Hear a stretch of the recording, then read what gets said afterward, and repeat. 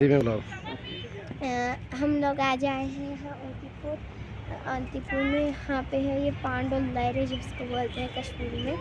हाँ, इसके बारे में ये बनाया था ऊटी वर्मन ने।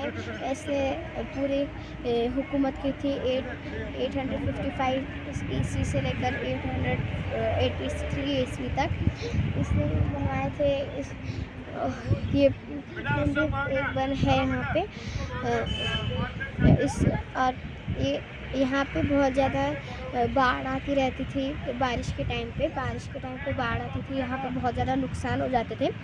इसने क्या करवाया, बहुत सारे लोगों को बुलाता था। ये बहुत ज़्यादा समझदार लोगों को बुलाता था। ये जो पानी आता था, बाढ़ आती थी, उसको रोकने के लिए कोई कुछ नहीं कर पाता। इसी दौर में एक लड़का होता है। वो कहीं पे ऐसे ही एक बूढ़ी औरत को मिलता है जो खुद गरीब थी। उसने पाला था, उसका नाम सुया रखा था। वहाँ उस टाइम कोई इंजीनियरिंग की टाइम वगैरह नहीं थी, पढ़ाई वगैरह नहीं थी इंजीनियरिंग की।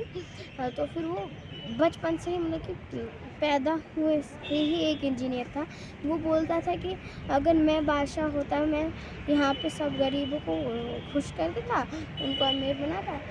नहीं, यहाँ कोई गरीबी होती और सब यहाँ पे जो ये हमेशा ही बाढ़ आती है, इसको भी मैं बंद कर मैं इसको बंद कर देता। फिर ये ऐसे लोग इसको पागल में होकर फिर उसके बाद जो ये राजा ऊटी वर्मन था, इसने इसको बुलाया अपने दरबार में। इसने अपने दरबार में इसको बुलाया और उसके बाद उसने उसको कुछ सवाल पूछे।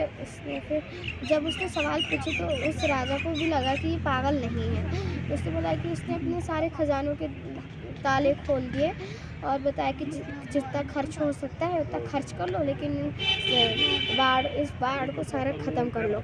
उसने क्या किया, उसके बाद वो एक सुया जो था वो एक उस पर चढ़ गया, नाव पे चढ़ने के बाद उसने बहुत सारे पैसे उस पानी में डाल दिए। लोग उसमें खुदाई का सामान, बर्तन सब कुछ लेकर उसमें घुस गए और फिर खुदाई करना शुरू कर दिया।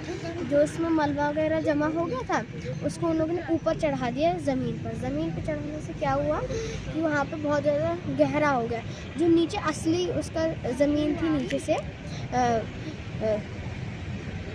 जो उसकी असली ज़मीन थी, नीचे से जो ये वैली थी, इसकी जो असली ज़मीन थी नीचे, वो भी इन लोगों ने खोद डाली। फिर पानी सारा उसमें चला गया। तो फिर अब कभी भी तब से उसमें पानी ज़्यादा नहीं हो रहा था और वहाँ पे कभी अब यहाँ पे कभी बाढ़ नहीं